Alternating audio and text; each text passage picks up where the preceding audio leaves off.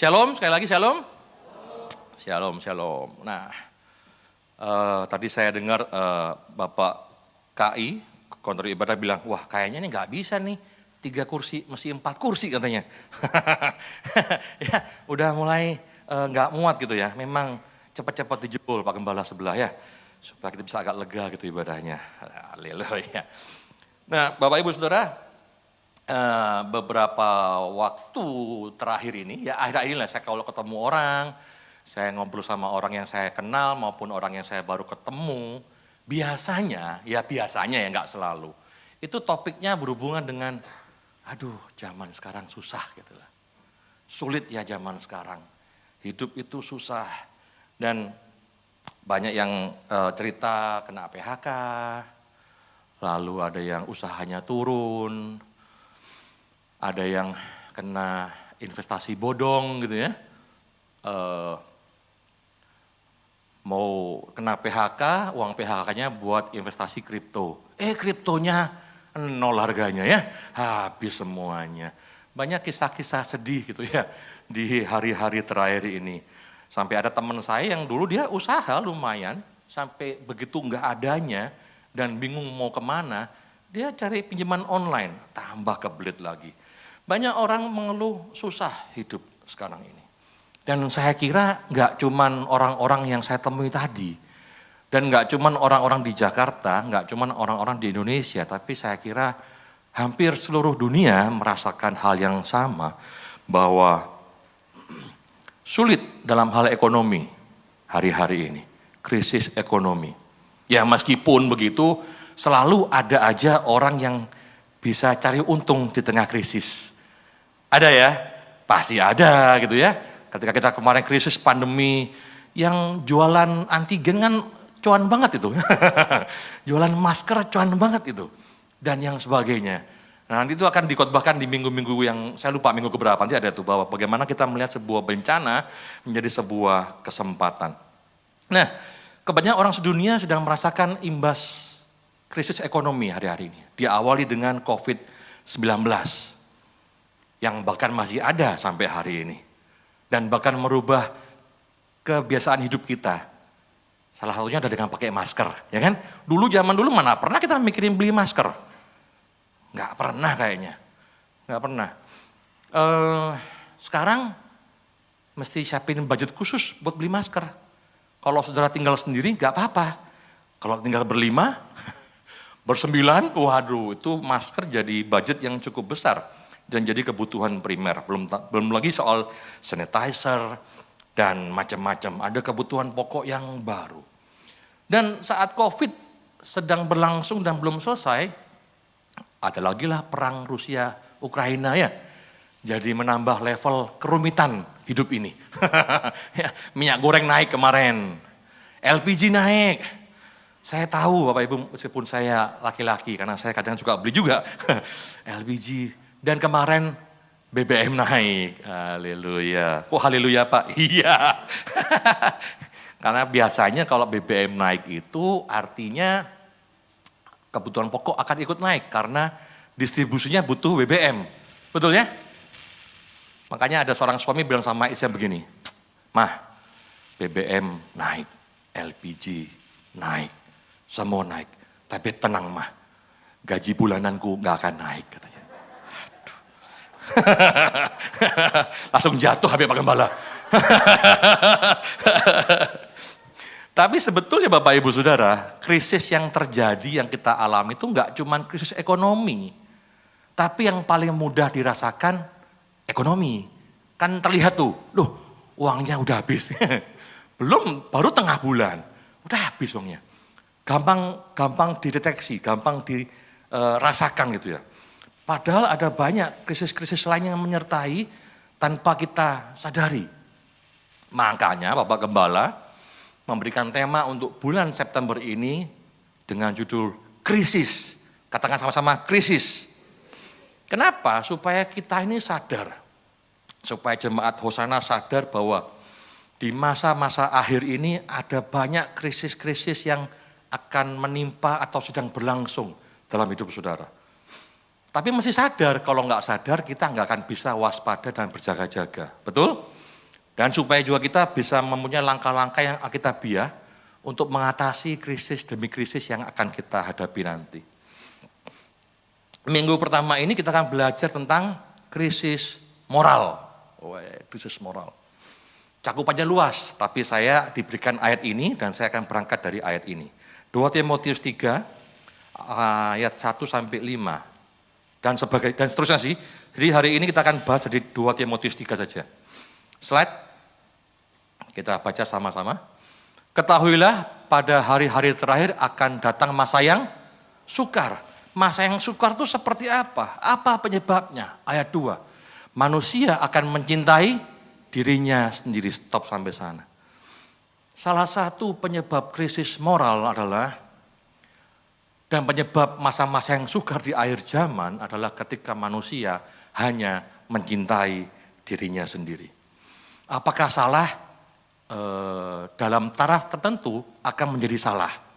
Kenapa? Karena jika manusia hanya mencintai dirinya sendiri, dia akan mengutamakan segala sesuatu hanya untuk dirinya sendiri dong. Dia akan pentingin kebahagiaannya sendiri, dia akan pentingin kebutuhannya sendiri, dia akan pentingin kesenangannya sendiri. Sehingga dia nggak peduli akan hidup orang lain. Dan akibatnya apa? Akibat mencintai diri sendiri. Next slide. Dia akan menjadi hamba uang, saudara. Jadi hamba uang. Karena orang yang cinta dirinya, dia akan berusaha menyenangkan dirinya sendiri dengan uang. Dia berasumsi bahwa uang adalah sumber kebahagiaan yang utama.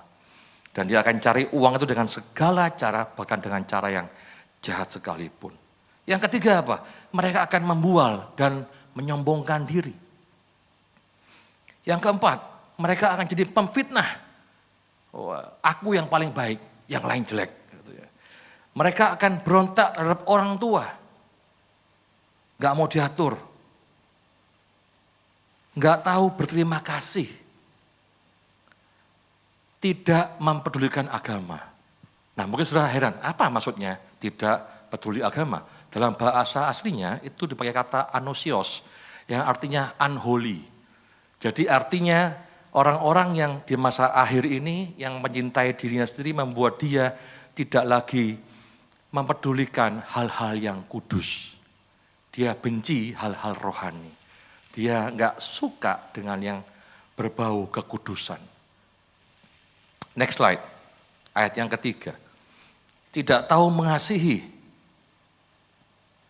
Ya pasti enggak bisa ngasihi orang dia cinta dirinya sendiri, ya kan? Semua buat dia, gimana mau mengasihi orang? Mengasihi kan butuh pengorbanan.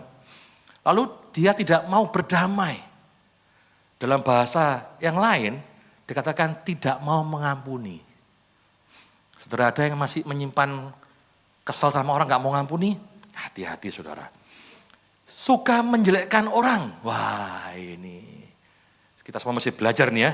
Karena kita gampang sekali menjelekkan orang tanpa melihat kasusnya dengan benar gitu ya. Lalu apa? Tidak dapat mengekang diri. Garang. Apa maksudnya garang, saudara? Bukan garang asem ya. Itu nama masakan Jawa, garang asem. Garang itu kalau dalam bahasa aslinya itu brutal. Lebih enak kata brutal. Garang apa garang? Brutal. Sadis. Kejam. Tidak suka yang baik. Udah jelas. Next slide. Suka mengkhianat. Tidak berpikir panjang. Berlagak tahu. Lebih menuruti hawa nafsu daripada menuruti Allah. Dalam bahasa Asia bilang begini, lebih mencintai kesenangan dunia daripada mencintai Allah.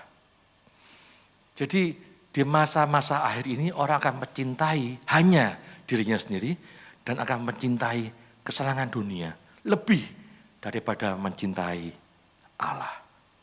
Bayangkan saudara hidup di tengah-tengah orang yang egois kayak gini. Pemberontak, brutal, gak dapat dipercaya, gak mau ngampuni. Jadi susah. Jangankan hal yang ribet, hal parkir deh. Tadi pagi saya mau keluar rumah. Rumah saya dekat pasar Bapak Ibu. Parkirannya sempit, jadi mobil tuh parkir banyak depan rumah saya, rumah mertua saya. Dan parkirnya bukan minggir. Jadi ini trotoar, dia parkir bannya di sini, saudara. Jadi makan setengah jalan. Sisi yang sini ada juga yang parkir. Jadi saya mundur tuh, ya mau khotbah lagi ya, bersyukur. Mundur tuh mesti pelan-pelan, karena sempit sekali. Mementingkan dirinya sendiri. Ya jadi menghakimi saya ya, enggak, mungkin terburu-buru, enggak ada parkiran ya. Mungkin sudah tua juga, jadi jalannya mesti pelan-pelan, harus dekat-dekat. Tapi seringkali orang-orang ini dari hal yang simpel terlihat bahwa memang di masa-masa akhir ini orang hanya mementingkan dirinya sendiri.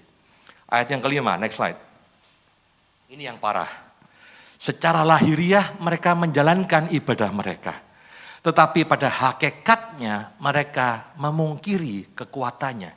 Jauhilah mereka itu. Klik lagi. Oh bukan, salah saya. Karena itu ada terjemahan lainnya. Jadi artinya begini, secara lahiriah mereka menjalankan ibadah. Tapi pada hakikatnya mereka memungkiri kekuatannya. Jadi orang-orang yang masuk melakukan 17 hal tadi, kalau Bapak Ibu hitung ada 17 hal ya, itu melakukan hal-hal tadi tapi tetap beribadah Bapak Ibu. Tetap ke gereja. Coba lihat kanan kirinya. Oh enggak, aman. Ya. Mereka tetap ke gereja, tetap terlihat rohani dalam pandangan lahiriah, pandangan biasa, pandangan mata.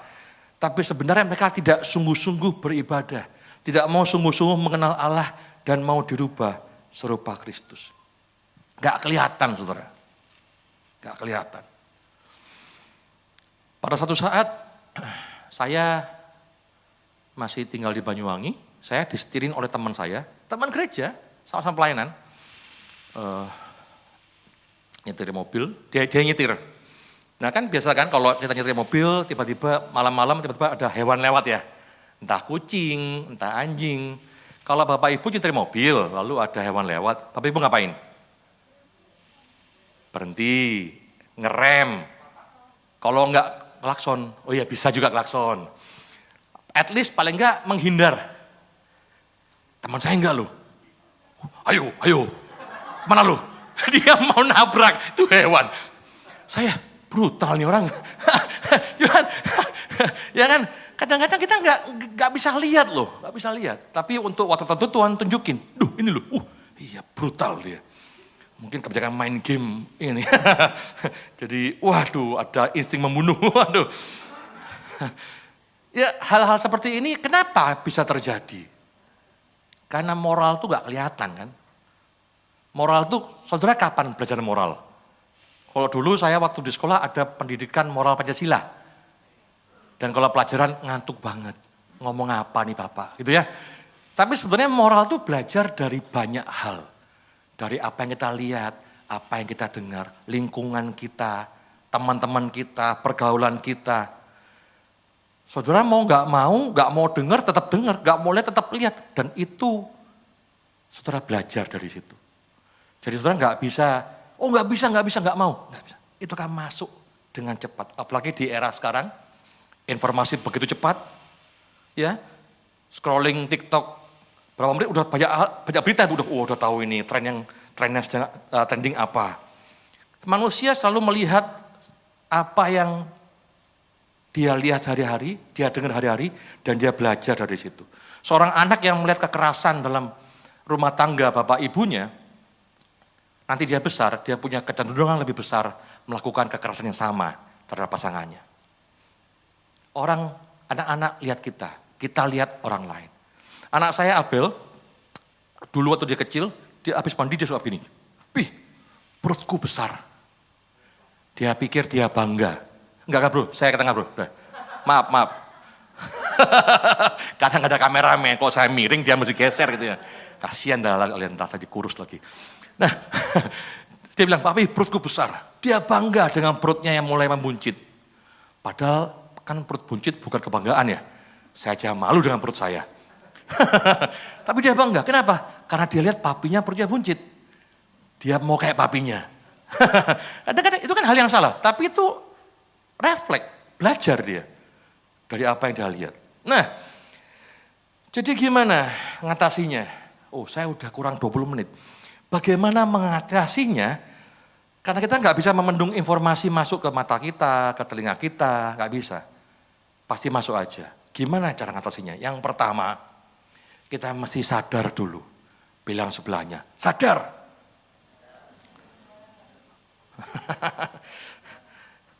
Sadar dulu saudara, bahwa saudara ini masih mencintai diri sendiri. Saya pun sama. Cuman kadarnya mungkin berbeda-beda. Caranya gimana untuk tahu sadar kita masih nggak benar? Baca ayat tadi. 2 Timotius 3 ayat 1-4. Dari 17 hal tadi, masih adakah yang Bapak Ibu punyai? Nggak mau mengampuni, menyombongkan diri, suka membual, brutal mungkin. Kalau ada hewan dikejar, ayo kemana-kemana, dier gitu ya. Sombong. Kalau Bapak Ibu nggak sadar, nggak bisa diubahkan. Gimana mau perbaiki kalau nggak sadar? Dirinya punya kelemahan, punya kekurangan. Dan perlu kerendahan hati yang sangat dalam untuk bisa melihat, menyelidiki dan menemukan. Iya ya, saya masih nggak benar di bidang ini. Saya masih nggak betul di bidang ini. Saya lemah, saya kurang. Jadi hal yang pertama, sadar. Amin. Nanti pulang baca lagi 2 Timotius 3 ayat 1-4 dan ingat-ingat mana yang saya mesti berubah. Yang kedua apa? Kita baca yang ayat 10-nya. 2 Timotius 3 ayat 10. Ini kan, jadi kisah ini, bukan kisah ya, teks ini, itu bicara tentang Paulus menasihati Timotius. Ini ayat 10. Paulus bilang ini sama Timotius. Tetapi engkau telah mengikuti ajaranku, cara hidupku, pendirianku, imanku, kesabaranku, kasihku, dan ketekunanku. Klik lagi. Nah ini dari maksud saya ini. Engkau tahu semua tentang aku, yang kuajarkan, caraku hidup. Ini terjemahan lainnya ya. Tujuan hidupku, imanku, kesabaranku, dan kasihku. Ini yang mau saya garis bawahi. Engkau tahu bahwa aku tidak pernah berhenti berusaha. Saudara, sekelas rasul, seorang Paulus itu masih berusaha membenahi dirinya. Berusaha menjaga moralnya semakin hari semakin diperbarui seperti moralnya Kristus. Apalagi kita, saudara. Yang kedua gimana setelah sadar? Kalimat terakhir tadi itu, aku tidak pernah berhenti berusaha. Artinya kita harus mempraktekkan firman Tuhan. Katakan sama-sama, praktek firman Tuhan. Bapak Ibu Saudara itu hari-hari ini semakin dimanjakan dengan banyak firman Tuhan yang bagus-bagus. Tinggal buka YouTube, tinggal cari mau khotbahnya siapa. Dari yang lucu, yang menginspirasi, yang penggalian sampai kata-kata asli gitu ya. Waduh, imperatif lalu ada tensesnya, ada semua. Tapi semua itu sia-sia kalau nggak dilakukan, Bapak. Hal tersulit dalam kekristenan bukan soal gimana khotbah, dengar khotbah, tapi gimana melakukannya. Tapi bagi Allah nggak ada yang mustahil, amin. Amin. Jadi harus dilakukan. Paulus mengajar Timotius nggak hanya dengan khotbah yang bagus, Bapak Ibu. Paulus ngajar Timotius persis kayak Tuhan Yesus ngajar dengan hidupnya. Paulus bilang, kau tahu cara hidupku. Engkau tahu gimana aku hari-hari hidup. Engkau tahu tujuan hidupku. Dan engkau tahu imanku, kesabaranku, kata Paulus. Dan engkau tahu aku gak pernah berhenti berusaha. Saudara, praktek firman mungkin gak mudah. Tapi jangan pernah berhenti berusaha. Amin. Praktek yang mana? Oh saya sudah praktek Pak. Praktek apa? Saya sudah praktek. Ketoklah maka akan dibukakan. Mintalah maka akan diberi. Saya sudah ketok Pak. Kamar papi saya. Minta duit. Ya praktek sih bukan yang itu ya. Yang diubahkan karakter kita, pandangan kita, cara pandang, moral kita. Itu yang diubahkan. Itu yang dipraktekkan. Jadi yang pertama sadar, kedua praktek firman, yang ketiga adalah tinggal dalam komunitas yang baik, Bapak Ibu. Slide. Ayat 15, Paulus bilang begini sama Timotius. Ingatlah juga bahwa dari kecil engkau sudah mengenal kitab suci yang dapat memberi hikmat kepadamu dan menuntun engkau kepada keselamatan oleh iman kepada Kristus Yesus. Garis bawahi, ingatlah bahwa dari kecil engkau sudah mengenal kitab suci. Bapak Ibu Saudara, tadi saya katakan bahwa moral itu kita belajar dari sekeliling kita, lingkungan kita, sekolah kita. Karena itu kalau mau kita kuat dalam firman Tuhan, tidak terpengaruh oleh moral dunia, oleh hikmat dunia, maka kita mesti dari kecil mesti dengar firman Tuhan, kitab suci. Amin. Saya kemarin ketemu seorang gembala gereja anak, Bapak Tohab Aritonang, saya sama Freddy, sama Alvin ketemu. Dan dia ngomong satu kalimat begini, dia bilang begini, anak-anak kecil kalau nggak pernah ikut sekolah minggu, kemungkinan mereka untuk binasa sangat besar. Karena mereka nggak pernah dengar siapa Kristus Yesus. Oh, ini benar loh Bapak Ibu. Bapak Ibu yang punya anak, bawa sekolah minggu. Setiap hari minggu jam 8.30, lantai 2. Beberapa kali saya dengar kesaksian orang-orang yang berbuat jahat gitu ya. Bukan saja. Kriminal ya, sudah melakukan kriminal, ada pemakaian narkoba dan sebagainya. Saya tanya, kok bisa tobat? Iya, pada saat satu waktu saya sedemikian terpuruk, saya diingatkan, waktu kecil dulu ikut sekolah minggu. Ada Yesus yang mau terima apa adanya. Ada Yesus yang enggak menghakimi. Ada Yesus yang mau mengampuni senantiasa. Ada Yesus yang menawarkan keselamatan. Dan dia bertobat. Gara-gara pernah ikut sekolah minggu. Yuk ajak sekolah minggu. Anak Bapak Ibu, ponakan, tetangga juga boleh. Ya. Nah kalau sudah remaja gimana? Remaja ya ada ibadah remaja kita ya, jam 11. Sama, kenapa kok dibedakan ibadah raya, sekolah minggu, remaja? Karena cara bicara saya dengan Bapak Ibu yang sudah dewasa tentu beda dengan bicaranya dengan sama anak-anak kecil. Ya kan? Kalau Bapak Ibu lalu kita nyanyikan lagu Belalai Gajah yang Panjang. Pasti kan ini apa sih gitu ya? Kalau anak-anak kecil kita nyanyikan lagu rohani yang lebih dewasa, mereka juga bingung nyanyi apa, nggak ngerti gitu. Curahkanlah kuasamu, nggak ngerti anak kecil. Jadi ada pembagian masing-masing. Yang remaja ikutlah ibadah remaja jam 11 siang. Nanti ketemu saya, ketemu para pembina di sana, ada Ko Arwin, ada Adel, ada Ko Freddy, dan kita akan sharing kehidupan kita. Karena sebagai remaja itu juga banyak krisisnya. Anak remaja itu punya banyak krisis, hormonnya sedang bergejolak, dan kita di remaja kita akan bahas itu sama-sama. Nah, kalau yang udah dewasa gimana Pak? Ya kan? Yang udah dewasa gimana, yang udah tua? Ya enggak tua sih ya, dewasa lah.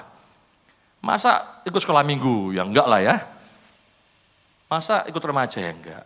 Ya kalau yang dewasa ikut ibadah raya, ikut komsel. Bapak Ibu Saudara, kalau Bapak Ibu Saudara bertobat kenal Tuhan sejak dewasa begini, itu lebih banyak effortnya daripada sejak kecil atau sejak remaja. Ibarat begini, tadi pagi anak saya Abel, David, kok Abel mulu sih, David nama aslinya ya, Abel itu panggilan. David itu habis mandi, dia pakai baju sendiri, dia pakai kemeja tangan panjang. Dan dia mulai ngancingin bajunya, sambil duduk. Saya juga nggak perhatiin. Terus dia bangun, mau ambil sepatu. Ternyata salah, saudara. Tahu kan kancingnya kelewatan. Jadi yang di sini itu di sini. Ya, jadi kan panjang sebelah. Gitu kan? Saudara, ketika dia kelewatan begitu, gimana betulinnya? Bongkar semua kan? Nggak bisa cuma bongkar satu. Ya, bongkar semua sampai atas. Ulang lagi.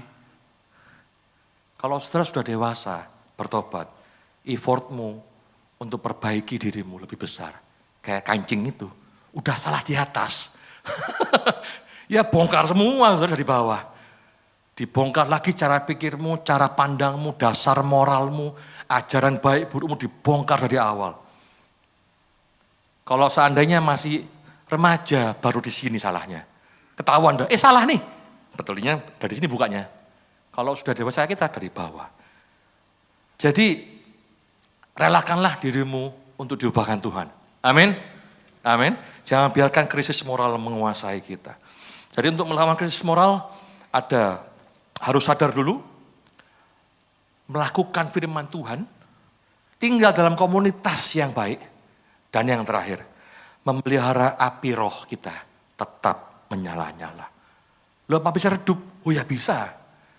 Kalau setiap hari yang kau dengar hanya keluh kesah orang, yang kau lihat di berita-berita, yang dengar di berita itu berita-berita yang membuat kekhawatiran menguasaimu, apimu akan redup, saudara. Engkau akan pesimis dengan hidupmu. Engkau akan berkata bahwa Tuhan kayaknya nggak bisa deh Tuhan. Kayaknya nggak sanggup deh Tuhan. Kapan hari saya mendengar dan cukup sedih. Ada seseorang yang saya kenal, tinggal di luar negeri. Dia sakit cukup parah. Saya nggak gitu ngerti sakit, lumpuh dari mana ke mana gitu. Sekian lama. Dan dia mengajukan eutanasia. Eutanasia itu apa ya? Bunuh diri ya, tapi dengan seizin pemerintah gitu loh. Karena emang sakit parah dan nggak tertolong. Yang membuat saya sedih adalah bahwa saya nggak tahu dia kenal Tuhan apa enggak. Tapi kalau dia kenal Tuhan, dia harusnya ingat bahwa Tuhan nggak pernah izinkan satu perkara melebihi kesanggupannya. Amin. Dan kalau Tuhan izinkan hal itu terjadi, pasti ada jalan keluar. Saya sih nggak di posisi dia, dan pasti nggak nyaman, lumpuh seperti itu sekian tahun. Tapi kalau dia punya Tuhan, dia tahu Tuhan, dia pasti tahu bahwa Tuhan akan punya rencana yang indah buat dia. Tapi orang kayak gitu kan apinya udah mati. Karena itu untuk memelihara api kita tetap menyala, kita butuh penyegaran. Slide. Kisah Rasul 4 ayat 31. Dan ketika mereka sedang berdoa, goyanglah tempat mereka berkumpul itu. Dan mereka semua penuh dengan Roh Kudus. Lalu mereka memberitakan firman Allah dengan berani. Kisah Para Rasul 2, Kisah Para Rasul 4, Kisah Para Rasul 12. Itu dituliskan bahwa murid-murid itu sering berkumpul untuk berdoa. Sering berkumpul untuk berdoa. Dan memecah roti. Kalau sekarang mungkin bukan mecah roti. Mungkin mecahin pastel ya. Mecahin tahu goreng ya. Karena nggak ada roti, mestinya jarang bawa roti ya. Tapi yang dipecah makanan juga. Tapi mereka sering berkumpul untuk apa? Untuk berdoa, saudara. Saudara bilang, aku bisa doa di rumah. Betul. Saudara memelihara apimu di rumah. Tapi ketika saudara berkumpul berdoa korporat bersama-sama, itu seperti mengobarkan apimu lebih besar lagi. Dan gereja kita ada ibadah tengah minggu, saudara. Ibadah doa Rabu. Rabu ini kita ada worship night. Hadir Bapak Ibu. Saudara akan rasakan atmosfer yang berbeda dengan ketika saudara lihat via Zoom atau via YouTube. Tuhan bisa jamah dimanapun. Lewat YouTube juga bisa. Tetapi alangkah baiknya kita hadir sama-sama dan rasakan jamahan Tuhan. Ada juga doa Sabtu. Itu semua kan menguatkan kita, mengobarkan api kita. Menerima firman Tuhan. Gak cuma hari Minggu, tapi juga Rabu, tapi juga Sabtu, dan juga Jumat kalau ada SST. Gereja kita, Pak Gembala sudah menyiapkan, sudah memberikan apa ya namanya, memfasilitasi. Ini loh. Mari kita gunakan. Supaya api rohani kita tetap menyala-nyala. Saya undang pemusik ke depan. Waktu saya sudah habis.